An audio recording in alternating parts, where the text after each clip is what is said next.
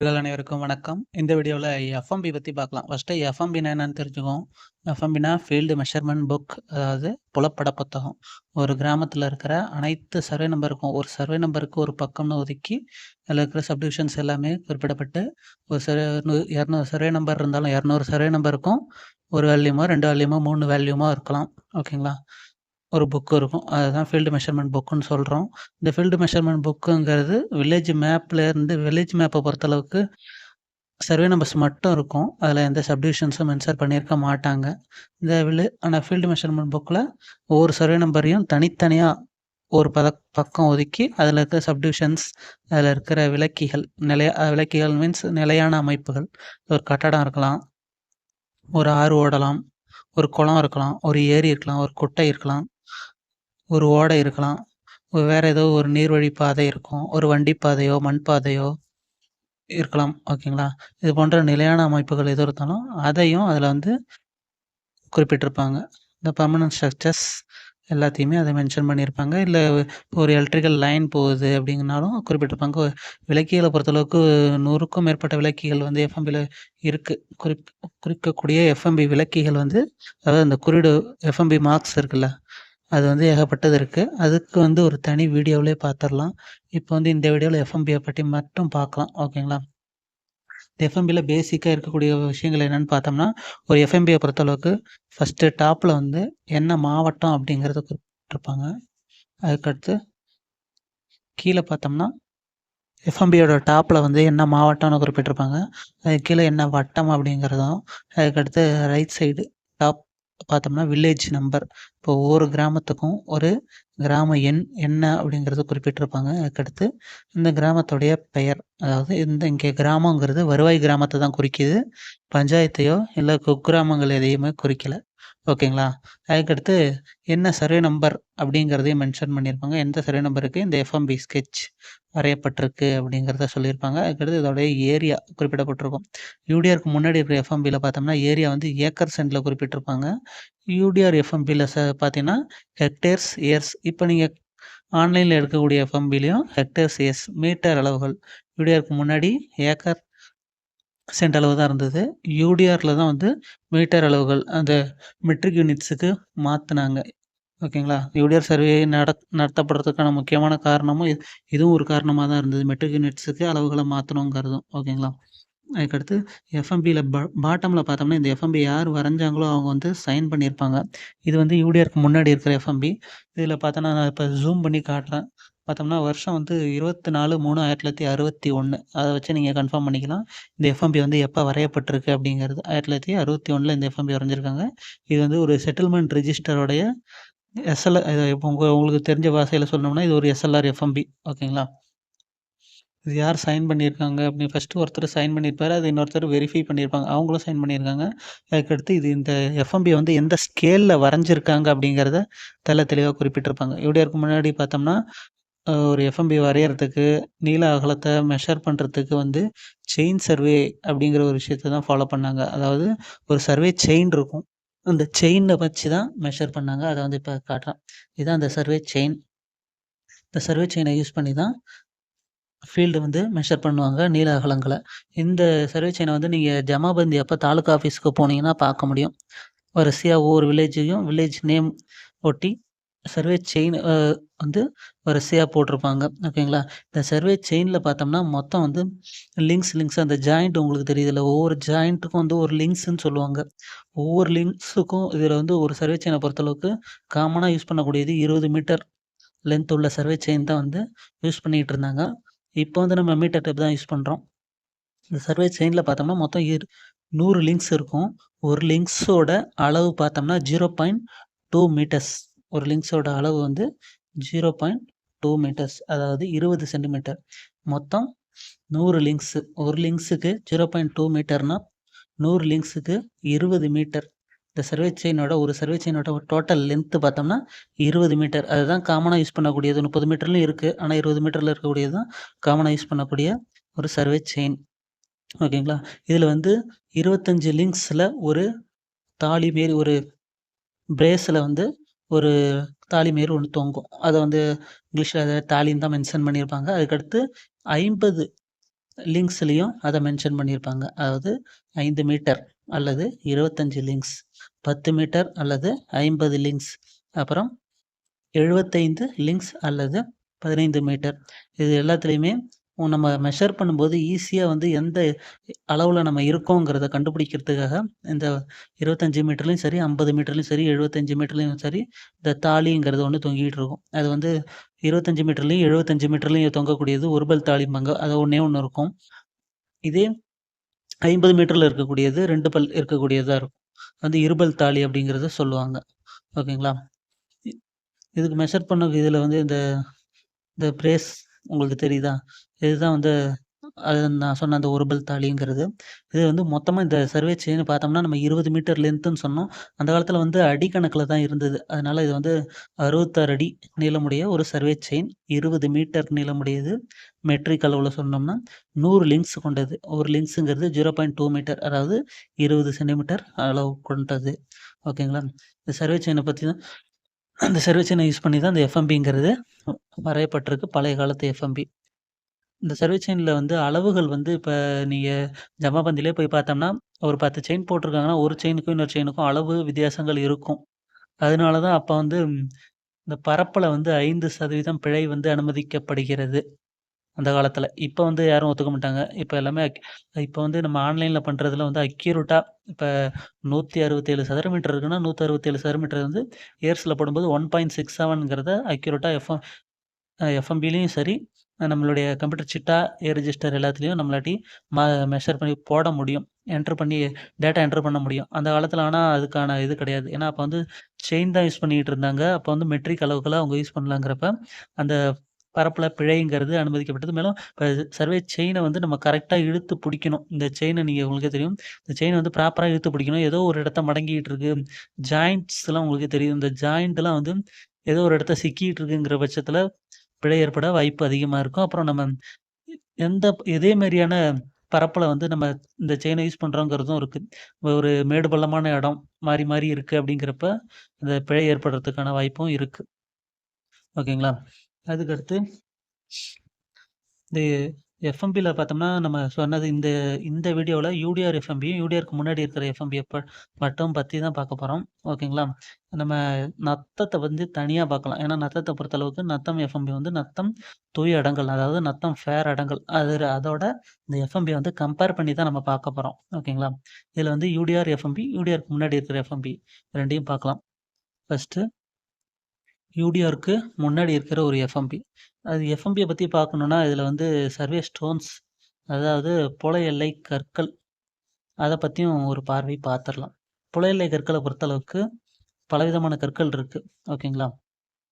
இப்போ அதுல ஒரு குறிப்பிட்ட சில இத முக்கியமான சில புல எல்லை கற்கள மட்டும் பார்த்துரலாம். இந்த எஃப்எம்பி வரையறதுக்கு யூஸ் பண்ணக்கூடிய ஒரு கருவி தான் இந்த ஆஃப்செட் எடுக்கக்கூடிய இந்த கிராஸ்டாஃப்ங்கிறது. ஓகேங்களா? இந்த கிராஸ்டாஃப்ப பத்தி பார்த்தோம்னா, இந்த கிராஸ்டாஃப்ல வந்து மேல வந்து ஒரு ஒரு மரக்கட்ட இருக்கும். அத வந்து கரெக்ட்டா ஒரு அ ப்ளஸ் போட்ட மாரி வெட்டியிருப்பாங்க. இந்த ப்ளஸ் போட்ட வெட்டியிருக்காங்கல்ல, இது அக்யூரேட்டா ஒண்ணுக்கு ஒண்ணு 90 டிகிரில வெட்டிக்கும். இத யூஸ் பண்ணி இந்த ஆஃப்செட்டுங்கிற ஒரு விஷயத்த எடுப்பாங்க. அது நம்ம எஃப்எம்பி பார்க்கும்போது பார்க்கலாம். அதுக்கடுத்து இது வந்து ஒரு புல எல்லை கல். இது மேல வந்து பிளஸ் சிம்பல் போட்டிருக்கு. இது வந்து கிராம எல்லையில வந்து இந்த கல்லு வந்து நட்டிருப்பாங்க. கிராம எல்லைகள்ல பொதுவா இந்த பிளஸ் சிம்பல் போட்ட கல்லு நட்டிருப்பாங்க. அதுக்கடுத்து இதுல வந்து 3 விதமான கற்கள் இருக்கு. ஒண்ணு வந்து பைஜங்ஷன். பைஜங்ஷன்னா 2 கிராமங்கள் வந்து சந்திக்கக்கூடிய இடத்துல வந்து இந்த கல்லு இருக்கும். பைஜங்ஷன் கல்லு. அதுக்கடுத்து இது வந்து முக்கோணம் போட்டு நடுவுல ஒரு புள்ளி வச்சிருக்காங்க. இது வந்து ட்ரைஜங்ஷன் கல்லு.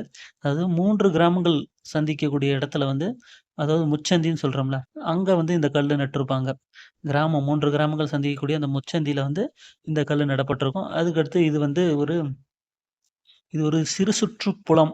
அதாவது ஒரு ஏரியா இருக்கு. இப்ப ஒரு மேய்ச்சல் தரையோ இருக்கு. ஒரு ஏரியோ, குன்றோ இருக்குன்னு வச்சுக்கோங்க.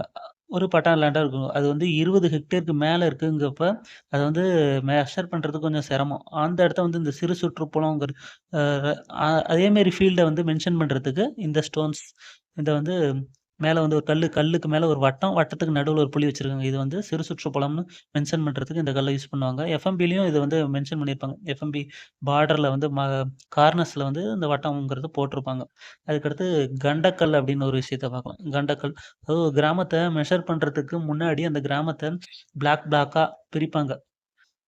ஓகேங்களா? ஒரு பெரிய வில்லேஜ் ஒரு 500 ஏக்கருங்கிற ஒரு 1000 ஏக்கர் இருக்குன்னு வச்சுக்கோங்க.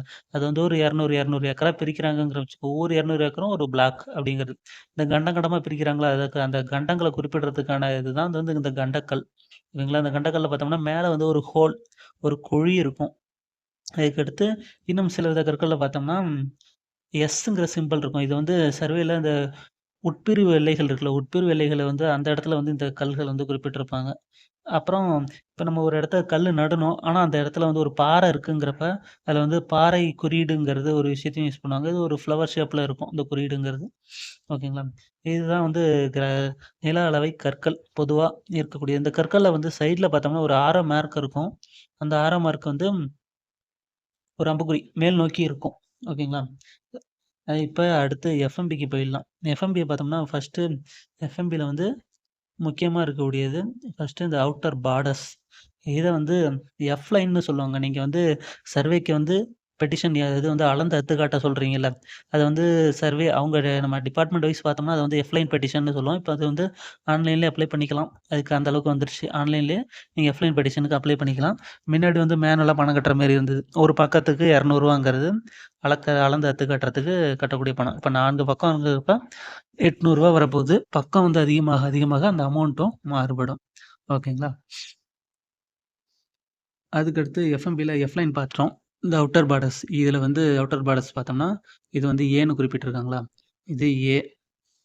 அதுக்கடுத்து இது பி, இது சி, இது டி.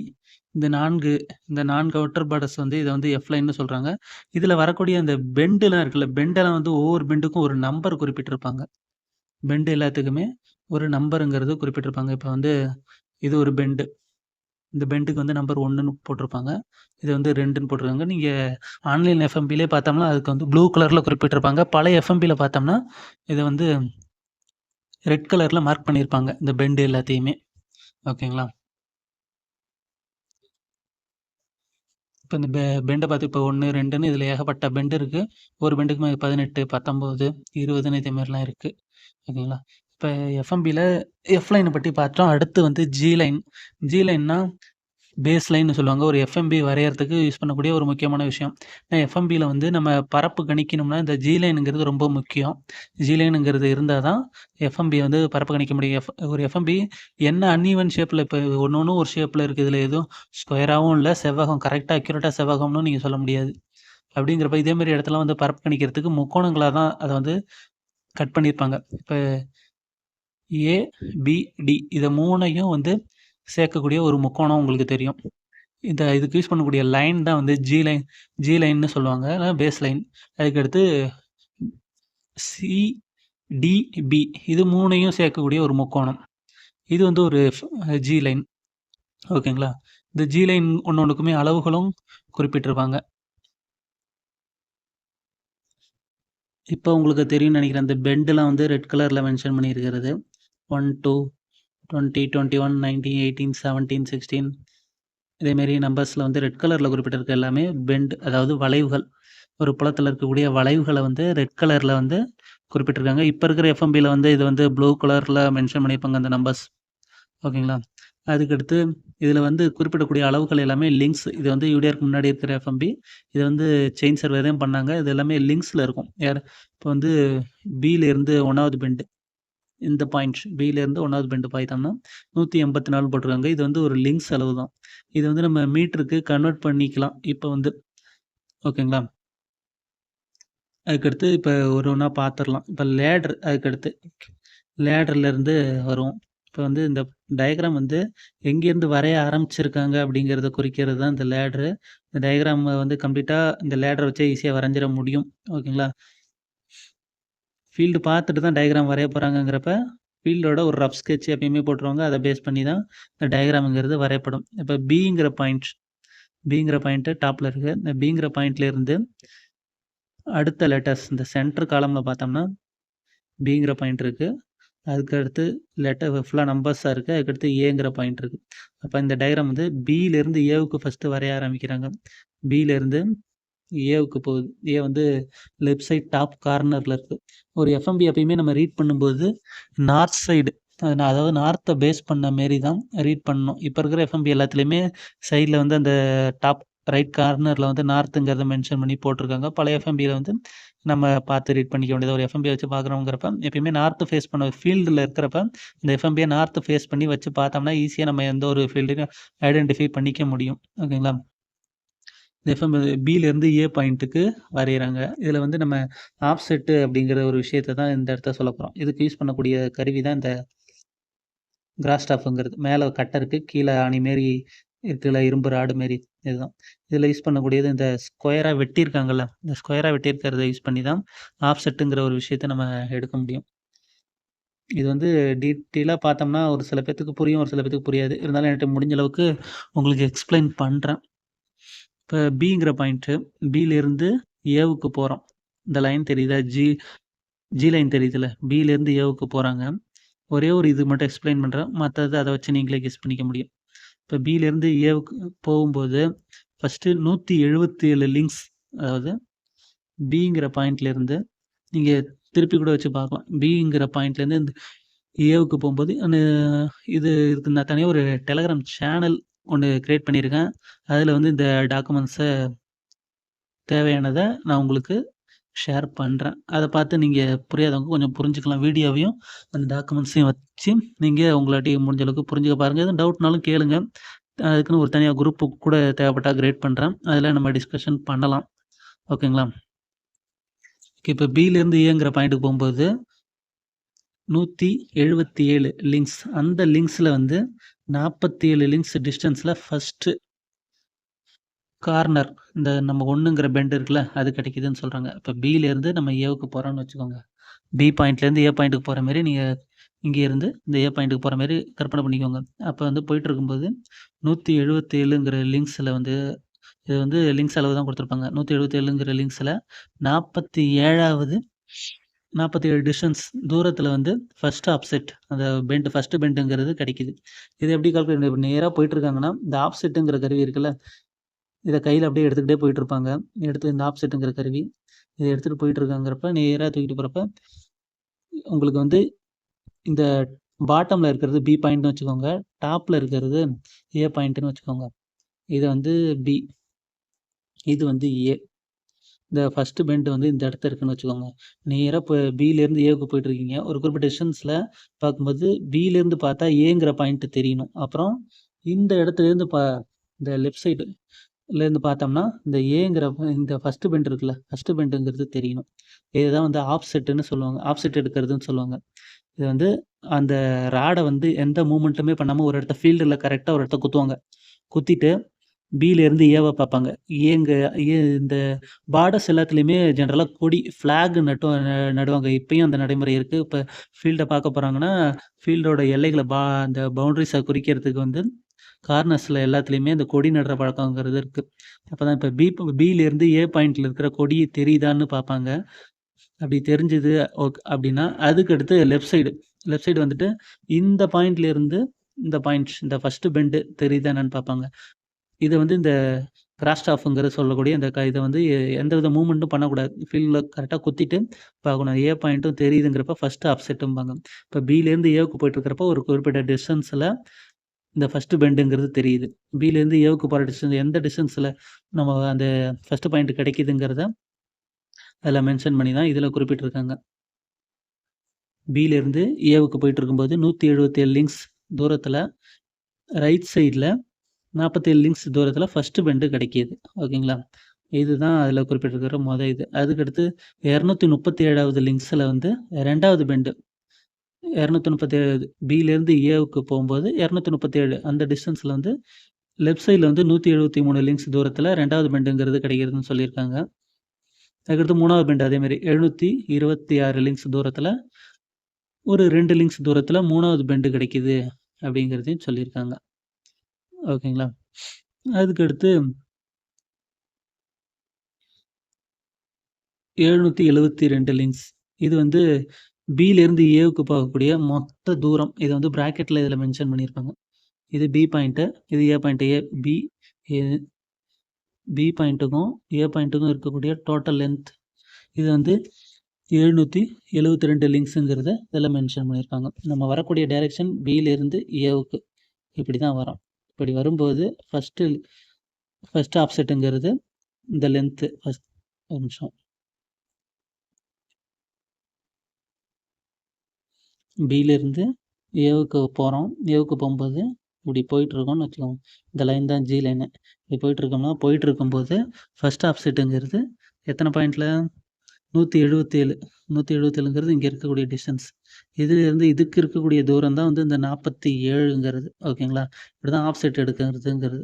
ஓகேங்களா? இது போதும்னு நினைக்கிறேன். இதுக்கு மேலே போனோம்னா இது தனியாகவே ஒரு வீடியோவில் சொல்கிறேன் ஆஃப்செட் எடுக்கிறத பற்றி. இதில் இருக்கிற முக்கியமான சில விஷயங்களை மட்டும் பார்க்கலாம். ஓகேங்களா?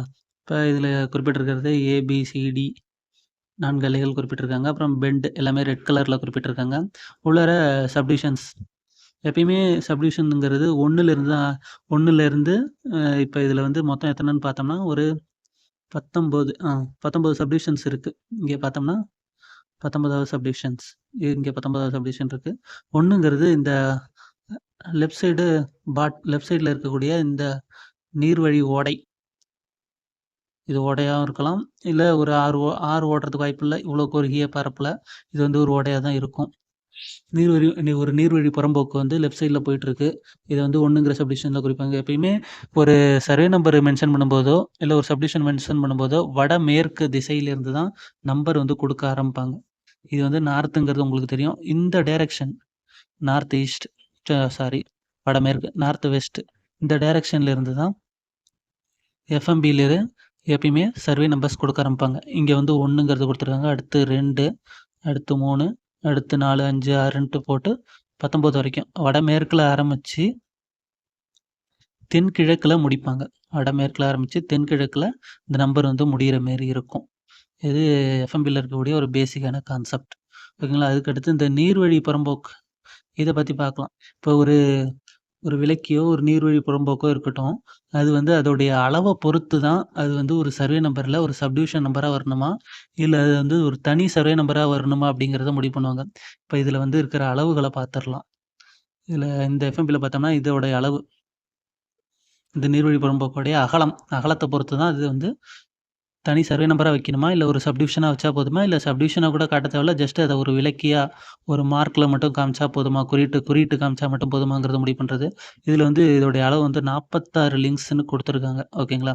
இதோடைய அகலம் இந்த ஓடைன்னு வச்சுக்கோங்க. இதோடைய அகலம் வந்து 46 லிங்க்ஸ்னு கொடுத்துருக்காங்க. நம்மளுக்கு தெரியும் ஒரு லிங்க்ஸுங்கிறது 0.2 மீட்டர். அப்போ 46 லிங்க்ஸுங்கிறது எத்தனை மீட்டர் வரும் அப்படிங்கிறத கால்குலேட் பண்ணிக்கோங்க. 46 லிங்க்ஸு 46 லிங்க்ஸு 0.2 46 92. ஓகேங்களா? இது வந்து 10 மீட்டருக்குள்ளார தான் இருக்குது. 9.2 மீட்டர்ஸ் தான். ஒரு நீர்வழி புறம்போக்கில் நம்ம சொன்னோம்ல சப்டிவிஷன். இப்போ வந்து ஒரு நீர்வழி புறம்போக்கோ இல்லை ஒரு விளக்கியோ இருக்குன்னு வச்சுக்கோங்க. இதை வந்து ஒரு தனி சப்டிவிஷனாக காட்டணும் அப்படிங்கிறப்ப அதோடைய அகலம் வந்து 4லேருந்து 10 மீட்டர் வரைக்கும் இருக்கணும். 4 மீட்டருக்குள்ளார இருக்குன்னா அதை வந்து ஒரு விளக்கியாக தான் காட்டியிருப்பாங்க. அதை ஒரு தனி சப்டிவிஷனாக காட்டியிருக்க மாட்டாங்க. 4 to 10 மீட்டருக்குள்ளார அதோடைய அகலம் இருக்குங்கிற பட்சத்தில் அதை வந்து ஒரு தனி சப்டிவிஷனாக காட்டுவாங்க. 10 மீட்டருக்கு மேலே அதோடைய அகலம் இருக்குங்கிற பட்சத்தில் இது ஒரு தனி சர்வே நம்பராகவே காட்டுவாங்க. ஓகேங்களா? இதுக்கான எஃப்எம்பி அடுத்து நான் காட்டுறேன். இதில் வந்து இருக்கக்கூடியது 46 லிங்க்ஸ் தான். இதுக்கான மெஷர்மெண்ட் பார்த்தோம் 9.2, அதாவது 10 மீட்டருக்குள்ளார தான் வருது. அதனால இது ஒரு தனி சப்டிவிஷனாக தான் இருக்கே தவிர தனி சர்வே நம்பராக இல்லை. இதே இந்த எஃப்எம்பியை பாருங்கள். இது ஒரு எஃப்எம்பி தான். இதில் வந்து கொடுத்துருக்கிறது 87 லிங்க்ஸு 87 லிங்க்ஸ். இந்த சைடு கார்னரில் பார்த்தோம்னா 62 லிங்க்ஸு. ஓகேங்களா? 62 லிங்க்ஸு. ஒரு லிங்க்ஸுங்கிறது 0.2 மீட்டர்ஸ்.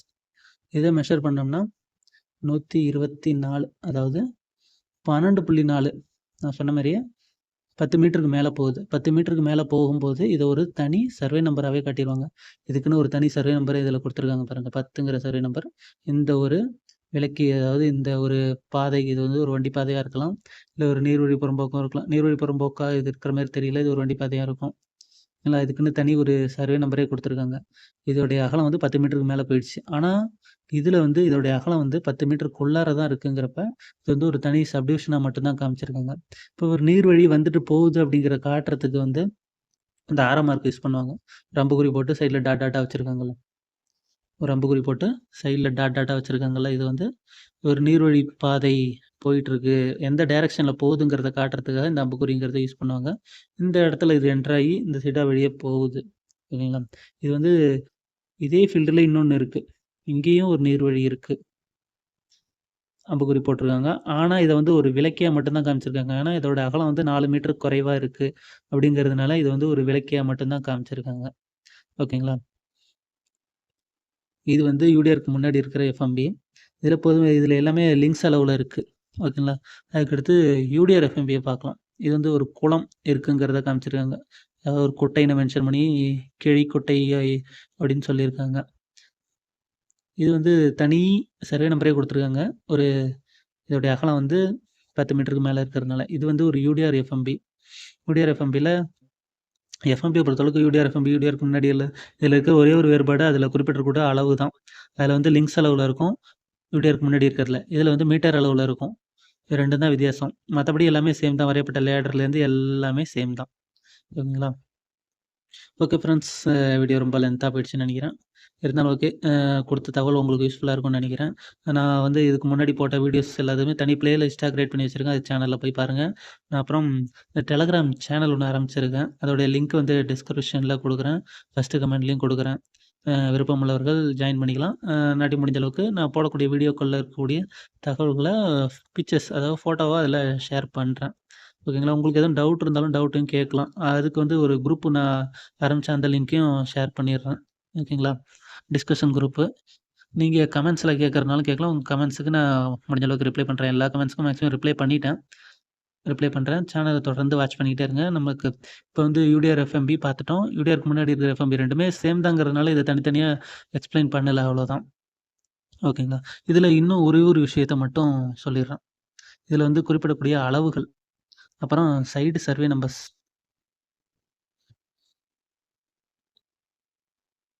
இதில வந்து பார்த்தோம்னா, இது வந்து ஒரு யூடிஆருக்கு முன்னாடி இருக்கிற எஃப்எம்பி. இதில இந்த 19ன்னு ஒரு நம்பர் இருக்கு. இது வந்து 13ங்கிறது இதோட சர்வே நம்பர். 19ங்கிறது இதோட சைடு சர்வே நம்பர். 14ங்கிறது இதோட சைடு சர்வே நம்பர். ஓகேங்களா? அதுக்கடுத்து இந்த சைடு ஒரு ஃபீல்டு இருக்கு. இது வந்து 11. 11ங்கிறது இதோட சைடு சர்வே நம்பர். அப்புறம் 12ங்கிறது இதோடைய 4 சைடும் இருக்கக்கூடிய சர்வே நம்பர்ஸ். இதோடைய எல்லைங்கிறது எப்படி இருக்குன்னா, இந்த ஒரு கோடு போட்டிருக்காங்கல்ல, இதுதான் இதோட எல்லைய குறிக்கிறது. இந்த சர்வே 12ங்கிற சர்வே நம்பரோட எல்லை இதோட முடிஞ்சு போச்சு அப்படிங்கிறது தான் குறிக்குது. இந்த சைடு போயிட்டே இருக்கு. அதனால அத மென்ஷன் பண்ணல. இப்ப 11ங்கிற சர்வே நம்பரோட எல்லை இதோட முடிஞ்சிருச்சு. ஆனா, இது வரைக்கும் இருக்கு. இது ஃபுல்லா இதுக்கு இந்த இந்த இந்த ஏரியா ஃபுல்லாமே 11ங்கிற சர்வே நம்பர் தான் இருக்கு. அதுக்கடுத்து 14ங்கிற சர்வே நம்பர் பார்த்தோம்னா, இது அதோட எல்லை. இந்த சைடு இதுக்கு இந்த 14உடைய இந்த சைடு எல்லை இது. இது ஃபுல்லா 14ங்கிற சர்வே நம்பர் இருக்குங்கிறது அர்த்தம். அதுக்கடுத்து 19. 19க்கும் அதே மாரி தான். இந்த சைடு பார்த்தோம்னா, இதோட 19ஓட எல்லை. இங்க 19ஓட எல்லை. இதுதான் 4 சைடு சர்வே நம்பர்ஸ். ஒரு ஃபீல்ட வந்து ஈஸியா ஐடென்டிஃபை பண்றதுக்கு இந்த விளக்கிகள்ங்கிறது ரொம்ப ஹெல்ப்ஃபுல்லா இருக்கும். சர்வே டிபார்ட்மெண்ட்ல இருக்கிறவங்களுக்கும் சரி, இது தெரிஞ்சவங்களுக்கும் சரி, அ இது உங்களுக்கு விளக்கிய வச்சு ஒரு சர்வே நம்பர ஈஸியா ஐடென்டிஃபை பண்ணிக்க முடியும். ஓகேங்களா? விளக்கிகள்ங்கிறது பெர்மனன்ட் ஸ்ட்ரக்சர்ஸ். அதுக்கு தான் அத வந்து எஃப்எம்பில வரையிறாங்க. ஓகேங்களா? இத தாண்டி நத்தம் எஃப்எம்பில வந்து நெறைய விஷயங்கள் பார்க்க வேண்டியது இருக்கு. அத ஒண்ணு ஒண்ணா பார்த்துரலாம். நத்தம் எஃப்எம்பிய பொறுத்தளவுக்கு டீட்டெயிலா பார்க்கணும். அத வந்து நத்தம் மடங்களோட கம்பேர் பண்ணி பார்க்கணும். அத வந்து அடுத்த வீடியோல பார்க்கலாம். இதுக்கு முன்னாடி யூடிஆர்க்கு முன்னாடி இருக்கிற பழைய ரெக்கார்ட்ஸ் பத்தி தனி பிளேலிஸ்ட் போட்டிருக்கேன். ஓஎஸ்ஆர், ஆர்எஸ்ஆர், எஸ்எல்ஆர் அதில குறிப்பிட்டிருக்கிற தகவல்கள வந்து இன்னும் டெப்த்தா, எக்ஸாக்ட்டா இயர் வந்து இன்னும் தெளிவான வருடங்களோட ஒவ்வொரு டிஸ்ட்ரிக்ட் வைஸும் தெளிவா எந்த வருஷம் சர்வே பண்ணாங்க. ஓஎஸ்ஆர் சர்வே, அதுக்கடுத்து ஆர்எஸ்ஆர் சர்வே, அதுக்கடுத்து எஸ்எல்ஆர் சர்வே அப்படிங்கிற தகவல் வந்து அடுத்த வீடியோல இன்னும் தெளிவா பார்க்கலாம்.